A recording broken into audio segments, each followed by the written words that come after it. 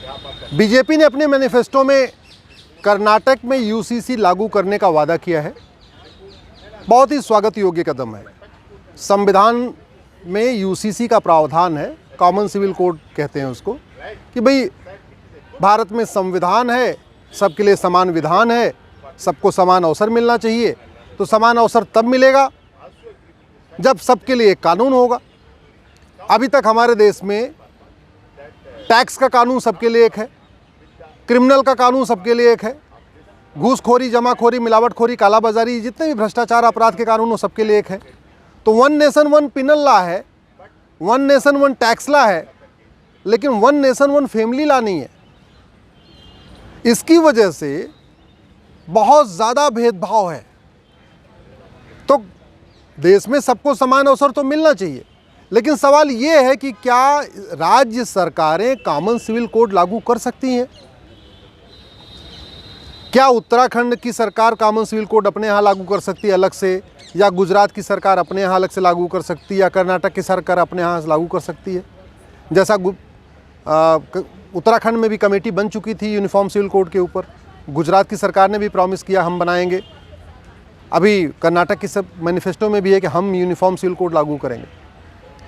मेरा व्यक्तिगत मत ये है कि एक देश एक नागरिक संहिता लागू करने के पहले जो पहले पर्सनल लॉ हैं उनको ख़त्म करना पड़ेगा। जो एग्जिस्टिंग लॉ हैं उनको ख़त्म किए बिना कॉमन सिविल कोड लागू नहीं किया जा सकता। भाई पारसी मैरिज एक्ट भारत में चल रहा है, जब तक वो नहीं ख़त्म होगा तब तक कॉमन सिविल कोड नहीं आ सकता। और Parsi marriage act central law है, वो संसद से ख़त्म होगा। 1937 जो शरीयत एक्ट है जो मुस्लिम्स के लिए बना हुआ है, वो भी सेंट्रल एक्ट है, जब तक वो नहीं ख़त्म होगा तब तक कॉमन सिविल कोड नहीं हो सकता। इसी तरीके से हिंदू मैरिज एक्ट, वो भी सेंट्रल एक्ट है, जब तक वो नहीं ख़त्म होगा कॉमन सिविल कोड नहीं हो सकता। क्रिश्चियन मैरिज एक्ट अलग से चल रहा है क्रिश्चियंस के लिए, जब तक वो नहीं ख़त्म होगा तब तक कॉमन सिविल कोड नहीं हो सकता। ज़्यादा अच्छा होगा अगर हम इसको यूनिफॉर्म सिविल कोड या कॉमन सिविल कोड कहने की बजाय इसको इंडियन सिविल कोड कहें। हमारे पास एक आईपीसी है, इंडियन पिनल कोड है, उसमें 23 चैप्टर हैं। जैसे अपराध वाइज कैटेगरी बना दिया, उसमें 23 चैप्टर डाल दिया, 23 तरीके के क्राइम को हमने कैटेगराइज कर दिया, और फिर वो chapter wise chapter 1, chapter 2, chapter 3 चल रहा है। इसी तरीके से यूनिफॉर्म सिविल कोड या कॉमन सिविल कोड की बजाय हमें एक इंडियन सिविल कोड का ड्राफ्ट बनाना चाहिए। इंडियन सिविल कोड में चैप्टर वाइज एक एक इशू को चैप्टर में डाल देना चाहिए। उदाहरण के लिए, क्या हुआ? आप कुछ करने लगे तो मैं रुक गया। अश्विनी उपाध्याय।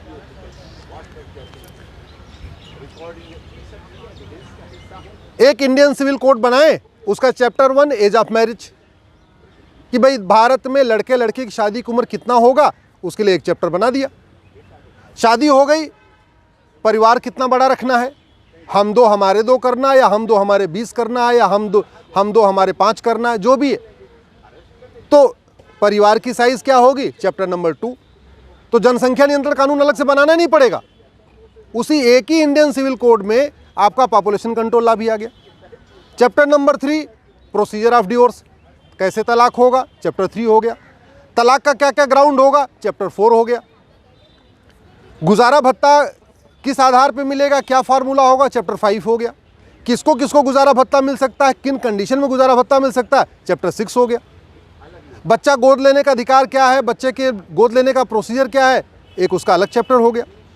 विरासत कैसे ले सकते हैं, कौन कौन ले सकता है, क्या क्या ग्राउंड होगा, उसका एक अलग चैप्टर हो गया। वसीयत का एक चैप्टर हो गया। तो कहने का मतलब बेटर ये होगा कि इंडियन पिनल कोड की तर्ज पे एक इंडियन सिविल कोड बनाया जाए, उसी में चैप्टर वाइज हम ऑफेंस चैप्टर वाइज उसमें कैटेगरी डिसाइड कर दें।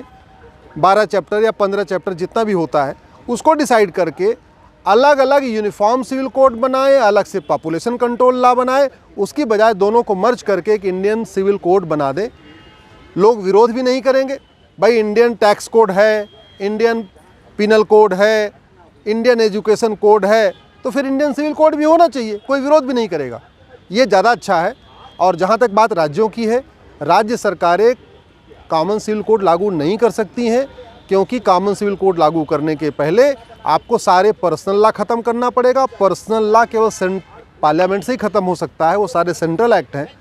तो मेरे समझ से इंडियन सिविल कोड भी सेंट्रल से ही लागू हो पाएगा। राज्य सरकारें कमेटी बना सकती हैं, कमेटी बना कर अपनी रिकमेंडेशन दे सकती हैं, अपने सजेशन दे सकती हैं, वो तो ठीक है, लेकिन इसको राज्य स्तर पर लागू करना मेरे हिसाब से मुश्किल है।